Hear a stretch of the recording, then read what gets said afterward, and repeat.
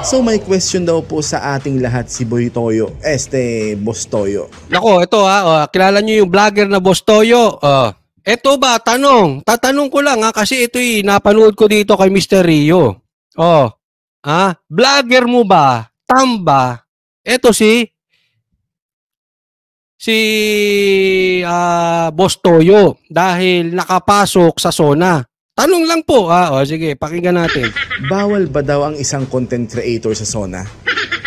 Anya, nagtataka daw siya. Bakit may mga nagki-question daw sa kanya kung bakit siya nasa SONA? Ba't ka nga naman nasa SONA? Ano naman pakialam mo dyan? Marcos, kinuha nyo yan. Tamba, kinuha nyo ito. Bakit may vlogger sa loob na hindi naman siya political vlogger? Ano bang binibenta nito si Toyo? Ba't bigla-bigla naging political vlogger ito? Bakit nasa SONA? Anong alam niya ito sa politika? Bakit? Bawal ba daw ang isang content creator doon? Bawal ba daw ang isang tulad niya?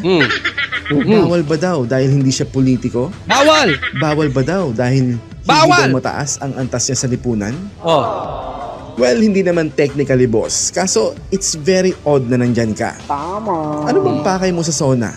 May magbibenta ba ng gold bars sa'yo? Kasi boss, ang content mo ginaya. Di ba? Ginagaya niya lang sa Pawn Star. Ito yung sinasabi. Nagbebenta siya ng at bumibili siya ng mga gold, etc. etc. Kaya mo lang naman sa Pawn Stars, di ba? Malayo po ang kategory ng sa Pawn Stars, di ba? Well, hindi naman technically, boss. Kaso, it's very odd na nandyan ka. Tama. Ano bang pakay mo sa SONA? May magbibenta ba ng gold bars sa'yo? Kasi boss, ang content mo ginaya mo lang naman sa Pawn Stars, di ba? Malayo po ang kategory ng content mo sa politika. Tapos nandiyan ka? Anong ginagawa mo dyan? Di ba? Well, meron naman siyang sagot yan, mga idol. Sabi niya, masyado raw tayo nang hahamak ng tao. Gusto niyo lang naman daw marinig kung ano ang sasabihin. Dahil isa daw siyang Pilipino. Nako! At may paki daw siya sa bayan niya. Bigla ka ngayon may paki, Boss Toyo! May paki na siya sa politika. Hindi naman politika content mo. At saka yung sasabihin, pwede ka namang manood sa TV. Bakit sa dami ng vloggers, ikaw nakapasok? Ba't hindi yung mga Ensimada vloggers? Sila naman talagang sumusuporta sa mga bangag vloggers. Nakakasama yan, Ensimada vloggers, bangag vloggers. Ikaw nakapasok. Iba naman ang content mo. Ako, medyo may naaamoy ako. Kasi may nababalita merong isang politiko ang hilig mag-hire. Yung isa nga umamin pa. Umamin pang bayaran. Ang hilig mag-hire ng hindi naman political. Bobo talaga. Kaya sabit-sabit Boss, anong sabi mo? Gusto mong marinig ang mga sasabihin sa SONA ni PBBM. Wow. Boss, baka outdated ka na sa buhay. Wow. Gusto niya marinig SONA. Dahil sa kakabenta mo sa Pinoy Pawn Stars mo, Kasi meron na po ngayon tinatawag na TV at internet. Okay? Pwede mo pong mapanood yan sa bahay nyo nang di ka ume-epal dyan. Correct. Ako nga napanood ko YouTube lang okay na Oo nga pala, sa bagay. Wala pa nga pala nagbibenta sa'yo ng TV, no? Oy, bentahan nyo ng TV ito si Boss Toyo, Kaya siguro hindi mo alam. Saka makabayan ka? O na-hire ka na ni speaker para maging isa sa mga pabango niya? Ayun. Ayan ang tanong sa'yo. Ako'y nagtatanong lang. Speaker, totoo ba yung sinasabi nito si Mr. Rio? Nagtatanong lang. Ba't kung totoo kasi may mga nababalita, may mga nababayarang vloggers. May mga politiko kasi na may pagka kung totoo, ba't ka magbabayad ng isang vlogger na hindi naman connected sa politiko? Di ba? Hindi naman political vlogger. Kasi isa lang naiisip ko dito. Ang naiisip ko dito, wala nang makuhang totoong political vlogger kasi alam naman nila ang totoong kalalagayan ng Pilipinas. alam nila nangyayari sa Pilipinas. Kaya yung mga talagang political vlogger na may isip, yung may mga isip hindi yung mga bayarang sa gigilid vloggers, yung may mga isip, hindi nila makuha. In short, yung mga magagaling at matatalinong vloggers, hindi na nila makuha as their political vlogger. Bakit? Hindi maniniwala eh. Hindi tatanggapin. Hindi. Ikaw ba naman? Tatanggapin mo ba ipopromote mo yung mga hunghang na mga politiko? Diba? Ako'y nagtatanong lang. Wala na ba kayo kung totoo ito, wala ba kayo makukuhang matatalinong may influence na political vlogger? O walang magtiwala sa inyo na may utak na ma-influensang vloggers? Kung hindi, kuha na lang kayo sa labas ng hindi naman connected sa politika. Desperate move. Kasi the fact na kasama mo si speaker, malaki ang chance na na-hire ka na niya. Tama. Di ba nga si MG umakago na-hire nila? Kasi hindi niya na makuha si Banat Bay kasi pinapatira ang mga Duterte sa kanya. Nako. Hindi ako nagsabi niya si Mr. Rio. Hindi niya nakuha si Banat Bay kasi pinapatira na itong mga tamba, itong mga Duterte, pinapatira si Sara. Nako.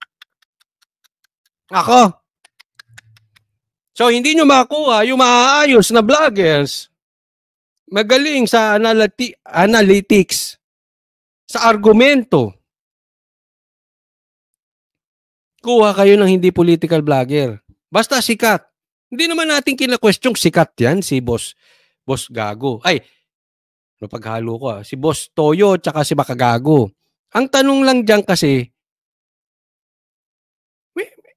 may alam ba sa politika? Bigla-bigla na lang. Ano pang sabi niya? Wala daw siyang nakikitang masama kung andun daw siya or kahit na sinong tao daw dun. Pilipino daw siya at may pake daw siya sa bayan niya. Boss, seryoso? Nakaya ka nang dyan kasi may pakialam ka sa bayan mo? Grabe naman. Biglang nagkaroon ng pakialam no? Ito ang simpleng tanong ko sa'yo. Kailan mo pinakita sa mga content mo ang pagiging makabayan mo? Yun. Yari ka. Bobo na lang ang hindi nakakakita ng katotohanan ng nangyayari dyan sa ganapan na yan. May mga sikat na vloggers na hindi naman connected sa politika, biglang pupurihin ang isang politiko. Kaya ito, nagtatanong lang naman tayo kay Tamba. Ito yung ba katotohanan? Pangalawa, oobserbahan namin yan. Kasi, sinasabi nyo, gusto nyo lang manood ng SONA. Pero, bantayan nyo Bantayan nyo. Pag ang susunod na vlog niyan, pinupuri na halimbawa si Tamba o si Marcos o kung sino man, delikado yan. Malinaw pa sa yan, sa pagsikat ng araw. Malinaw pa sa pagsikat ng araw bukas na may kalokohang nangyari dyan. Bigla-bigla nasa SONA, tas bigla-bigla may pupulihing politiko. Nako, bigla-bigla ang layo ng content.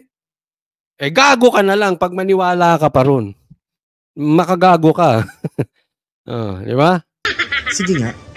Sabi ni Garski, lalo na pag-iisa. Ayun pa, isa pa yan. Kasi yung mga yan, hindi kaya mag-isip ng malalim na argumento. Pag iisa script niyan, nako, alam natin kung kanino galing yan. Alam natin. Nako. Ano yun? Yung pagbili-bili mo ng mga trophy ng mga nalaos na aktor? Napakita mo na ba doon ang pagiging mong makabayan, boss? Alam ko na ang hirit dito ng mga troll center agents. Bakit daw si Mocha Uson sa panahon ni PRRD kasama niya palagi daw? Pucha kung yun ang hirit ng troll center agents dito, sobrang basic lang pong i-debunk yan. Pucha si Mocha Uson, Duterte supporter na yan since 2015, even... Matagal na po. Matagal na. Hindi yung biglang sumulpot. Okay. Nagpo-promote. Biglang ipopromote. Halimbawa lang, biglang ipopromote si Mr. Speaker. Galing ka sa SONA, tapos sasabihin mo, hindi, si Mocha matagal na. He become a president. Pucha kasabayan ko yan, si Madam Mocha Uson. Eto si Boss Toyo. Supporter ba siya ni Speaker? Ganda ng picture, oh. Ha? Ito, nanunumbalik to si Mr. Rio. Marami tayong matututunan dito. Nanunumbalik yan, ha? Nakabantay yan sa inyo, mga animal. Mga animal! Wala kayong makuhang malalim ang argumento na political vloggers, kaya pumupunta kayo kung saan-saan. Wala akong pinabanggit kung sino, ha? Pero aabangan natin sino-sino yung bigla na lang pupuri sa inyo. O ni BBM? Di ba hindi? Di ba bigla na lang sumulpot yan na parang kabute? Di ba? So anong sinasabi mo na makabayan ka? Ha? Makabayan o nabayaran?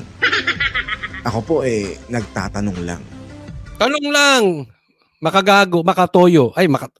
Ano ba to? Boss Toyo, oo. Tanong lang, makabayan o makabayaran? Si Mr. Rio nagtanong nun, ha? Oo, ha?